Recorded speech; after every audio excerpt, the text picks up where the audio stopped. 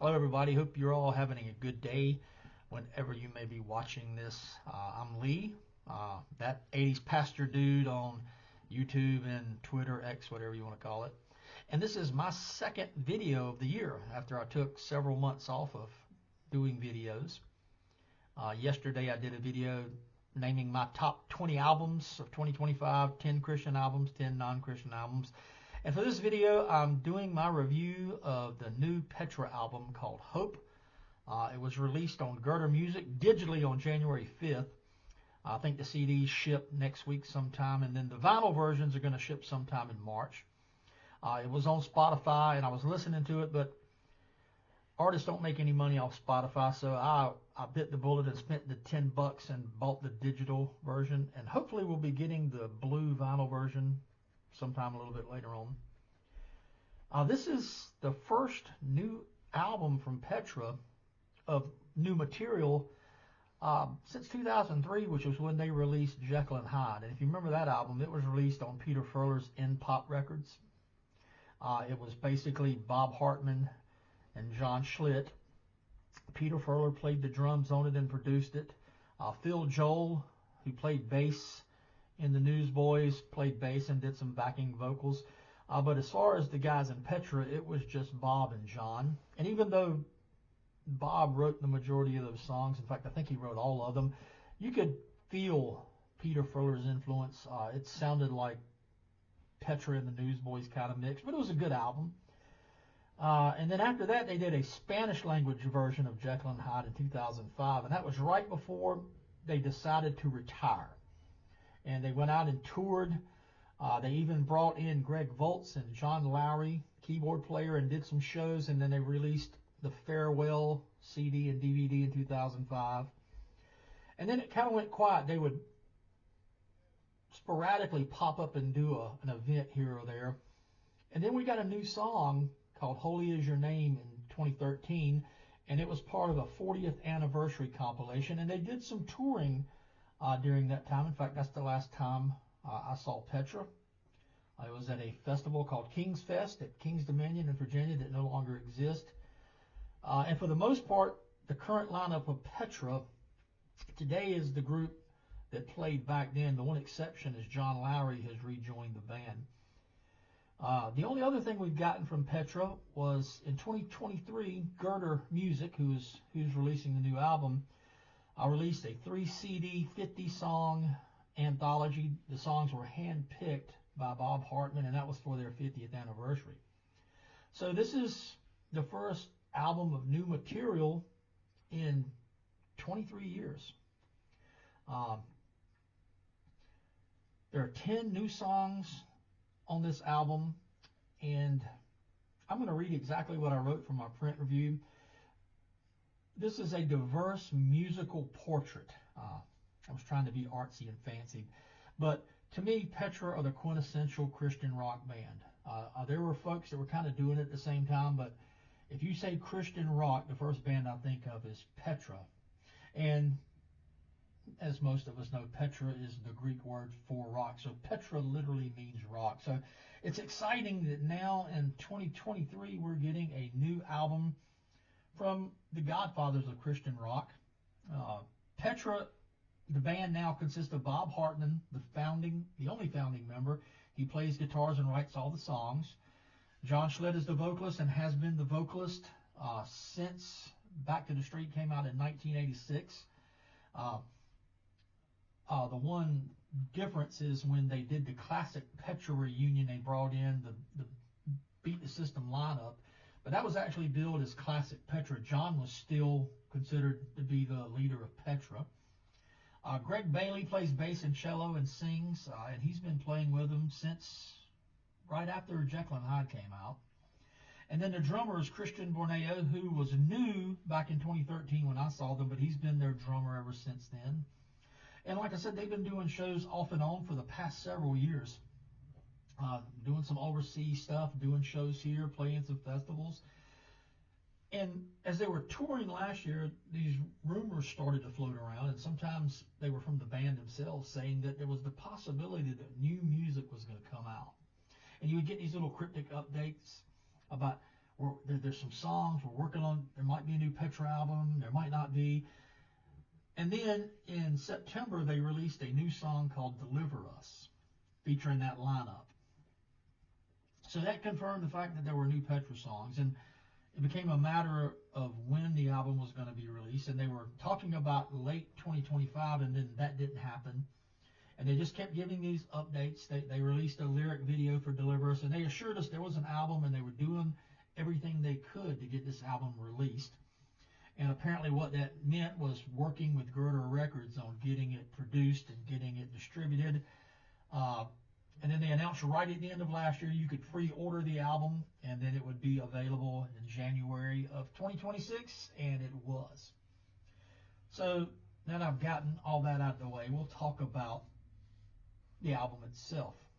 Immediately, there are some similarities to Jekyll and Hyde. Bob's guitar tone is almost identical. Uh, Jekyll and Hyde, if you remember and had followed the band, it was kind of a return to that hard rock sound that Petra was known for that they kind of left behind in the mid-90s. But given the fact that Peter Furler was heavily involved in that album, like I said, he played drums on it, he produced it, he and Phil Joel did a lot of background vocals on it. Even though it was Petra, there were things about it that made it sound like a heavy version of the Newsboys. Hope, on the other hand, even though it has some sonic similarities, feels very much like a self-produced Petra album, and that's because it is. They produced it themselves. They had some help with the engineering and things like that, but they wrote the songs, they performed them, they produced them. The one glaring difference between Hope and Jekyll and Hyde is the return of John Lowry's keyboards and the fact that Bob Hartman is doing some guitar solos. That was one of the things that fans did not like about Jekyll and Hyde was there were no guitar solos, with the exception of one song.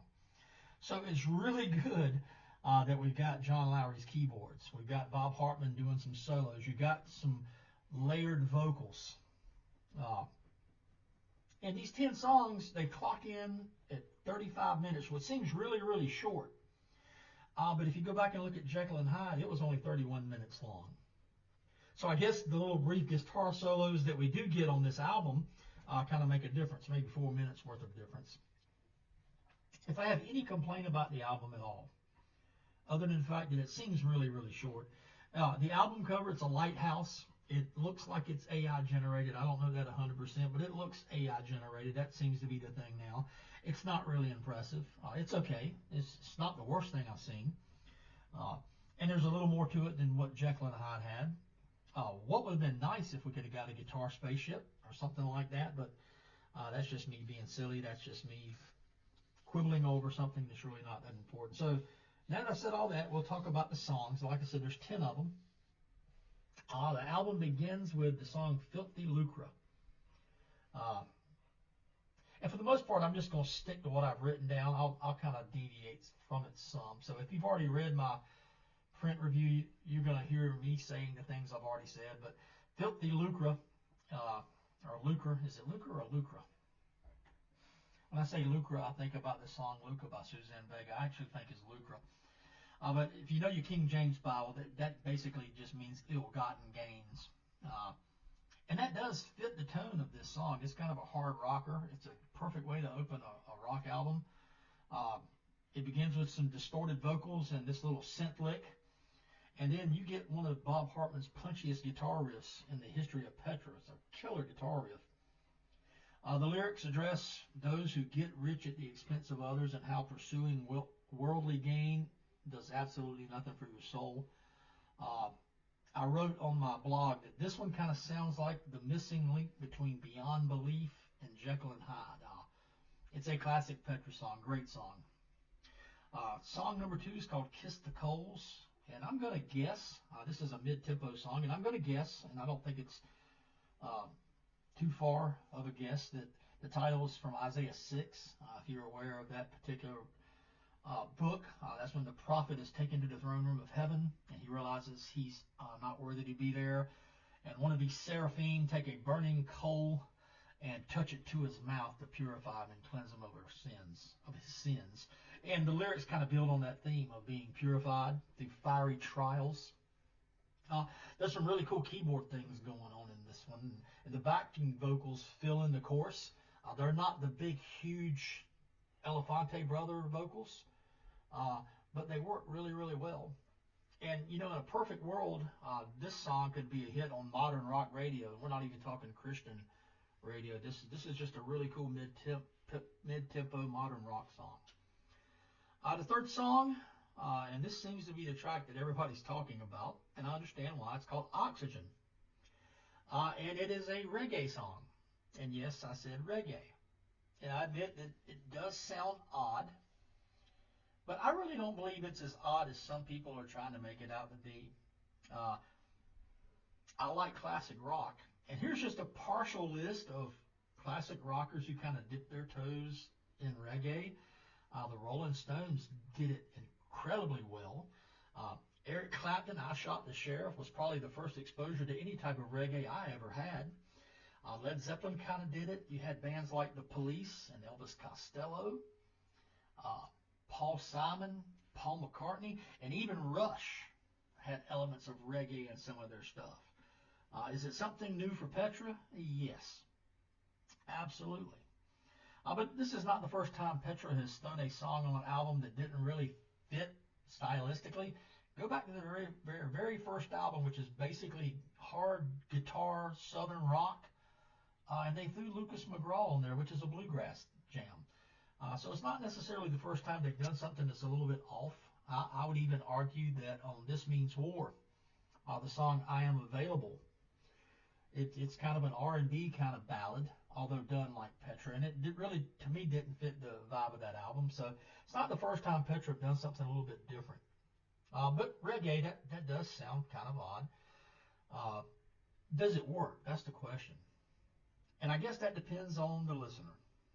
Personally, I think this is some of the best lyric writing on the album. I really love it. It talks about how you're my oxygen. It kind of echoes that old praise and worship song, This Is the Air I Breathe. And I think they pull off the reggae vibe perfectly. I really, really like this song. It doesn't sound like a joke. It's not like they're goofing around and not taking it serious. And I don't think it's the misstep that some people think it is. Is it odd on this album? Yeah, but I think they did a pretty good job, and I like it. Next up is Skin in the Game. So after that little detour with Oxygen, they get back to rocking out. This one starts out with John Lowry doing his really ethereal keyboard kind of stuff, and all of a sudden these power chords kick in, and the verse just starts galloping away, and it's just that kind of song. Galloping, I like that. That's a perfect adjective for what this song is. And the lyrics address the suffering that Jesus endured on our behalf. Talks about he had skin in the game. It cost him something to come down here and save us. From the despair that he experienced in Gethsemane to the agony on the cross, he accomplished our salvation. And the challenge in the song is because he was willing to suffer for us, we should be willing to put our own skin in the game and suffer for him. And I really, really like the song. Once again, the lyrics are incredible on this album. It's classic Bob Hartman. Next up is We Rejoice in Hope. And this is kind of an oddball song, too, because it begins with the synthesizer lick, and it even sounds like analog synthesizers, and it's very reminiscent of classic Styx, like The Grand Illusion or Come Sail Away. But then it morphs into something that you could almost call pop punk. Uh, the chorus kind of reminds me of the song I Waited for the Lord from 1997 back on Petra Praise 2. It's kind of punky, or as punky as Petra can be. And the lyrics are classic Bob Hartman. It's a worship song, and I think it would have fit nicely on any of their praise and worship albums. And then it returns after kind of that punky kind of stuff. It goes back to those proggy 70s Styx keyboards the way it ends. Next up is Miracle Maker, and currently this is my favorite song on the album. Uh, Greg Bailey's bass playing and Christian Borneo's drums, they shine. And this is just a guitar-driven heavy rock song. There are licks in there between the guitars and the keyboards that give it a kind of slight prog vibe. If you're familiar with the early 80s, the Trevor Rabin version of Yes, it's kind of got that kind of vibe. It's not produced that way, but it kind of has some of that. And the lyrics are just, once again, it's an unashamed praise song to Jesus. If you'd have asked Petra fans what they would expect, they would have asked for something kind of like Miracle Maker. As I kind of alluded to earlier, there are no long extended guitar solos, and that would have made this song incredibly awesome, but the song doesn't suffer. And what Bob Hartman plays does fit the context of the song and the album. Next up is There Will Still Be a Dawn, and if there's one thing Petra have excelled at throughout their history, are writing these encouraging ballads. You can go back to More Power to You, Just Reach Out, No Doubt. They've been doing this for a while, and they continue to do it well. I believe this is the next great Petra ballad, and I think it would fit on any of the John Schlitt era albums. It's exactly what you think of when you think of Petra and ballad. Getting to the end, almost to the end. We're at 16 minutes. We're almost to the end. Next up is Thorns, and this one's kind of deceptive for a minute or so. The subdued piano and plaintive vocals start off, and you're thinking, okay, we're going to get another ballad, which is okay because, once again, Petra do this incredibly well. But as the piano is playing and you get some little synth things and John is singing, you're preparing for this ballad, and then 30 seconds in, the vocals swell. Think of Queen, but not quite as operatic. And then the drums and guitars kick in. And this actually may be the most Petra-sounding song on the album. In the middle of the song, instead of getting a crazy, crazy guitar solo, you get John Lowry doing some of that keyboard stuff that he is famous for. And you realize how badly we missed his keyboard playing on Jekyll and Hyde. And really, the only thing that keeps this from sounding like vintage Petra, beyond belief Petra, is that Elefante slit production and a blistering guitar solo. We've got some cool guitar playing. If we had one of those classic Bob Hartman killer guitar solos and a little more of the oomph that the Elefante brothers put in, this could have been on Beyond Belief. Next to last song is Looking Back. And lyrically, this is a prayer of thanks written by a guy who has been serving the Lord through music for over 50 years, almost my entire life. This song's a little bit country. The violin kind of gives it that vibe. It's a little bit pop. It's almost power poppy. You can almost hear a little bit of Beatles and ELO in the piano. And the strings between the cello and the violin, they just kind of elevate the entire arrangement. And then the backing vocals, even though they're not huge, they just kind of tie everything together. And John's vocals, while they're strong on the whole album, they really shine on this song when he's just crooning, for lack of a better word. And I don't mean that in a negative sense. As I'm listening to it, I can just imagine this huge smile on his face as he's singing these words. And this is a really, really great song. And that brings us to the last song, Deliver Us. And this is the first single that was released way back in 2025, which, when I say way back, 3-4 months ago. At the time, I can remember when Deliver Us came out, and I was listening to it, and I was really enjoying it. I was excited because it was new Petra, but I can remember talking to some of the Christian music fans on Twitter and even on Facebook, and none of us were really blown away by this song. It was a good song. We liked it.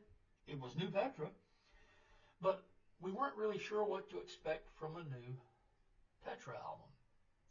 I can remember thinking, if this is the highlight of the new Petra album, it'll be okay, but it's probably going to be a little underwhelming. Good song, but wasn't sure what was coming down the road. However, now that I've heard it in the context that it is in this album, it is the perfect way to end this album. The lyrics address the spiritual battle that we're all engaged in. It's musically consistent with everything on the album before. And it managed to bring all the elements of Petra into one final hurrah. I think I used the word salvo, but that sounds better on the written page than me saying it out loud. But as the song closes up this album, starting with Filthy Lucre, kicking it off with the heaviest song on the album, and then bringing us here. It reminds us why Petra is still important and why we still need them. I wish there were a couple of more songs on here. I wish this was 12 or 13 songs long. I wish Bob would just let it go because we know he can. But to have waited for 23 years for a new Petra album, they've given us exactly what we needed. Is it perfect? Absolutely not. But it is a great album. It reminds me why I have been a Petra fan since I was about 16 years old, and why I will continue to be a Petra fan. And I hope that this isn't a last gasp. I hope this is just the beginning of more music and more touring. I would love to be able to catch these guys one more time. So if you've heard Hope, what do you think of it? Let me know down in the comments, and like always, you can like and subscribe and follow me and all that good stuff. But I just appreciate you sticking around, especially if you've watched these first two videos that have both gone over 20 minutes. I really do appreciate you being patient and listening to me ramble on. So I'm Lee, and I hope you have a great day.